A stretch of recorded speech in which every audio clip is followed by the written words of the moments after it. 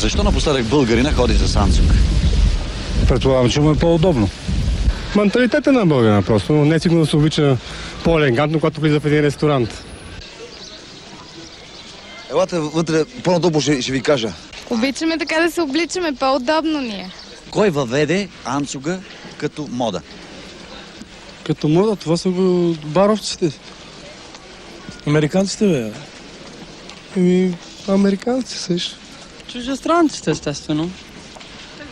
Каква е разликата между официален и ежедневен анцук?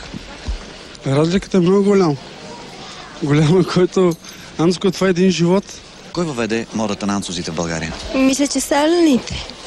Каква е разликата между официалния и ежедневния анцук? Разликата от официалния и ежедневния е, че ежедневният е по-спортен модел, а в официалния бие повече към костюма. Руснаците, според мен, първи руснаците се появиха на Слънчев бряг още 73-4 година и мисли на опера са ходили с анцузи. Дали.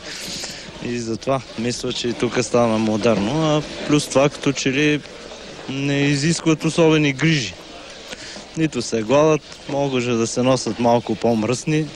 Има сега и скъпи анцузи, някои по-прости хора си мислят, че е голяма работа да си с пума анцун, например.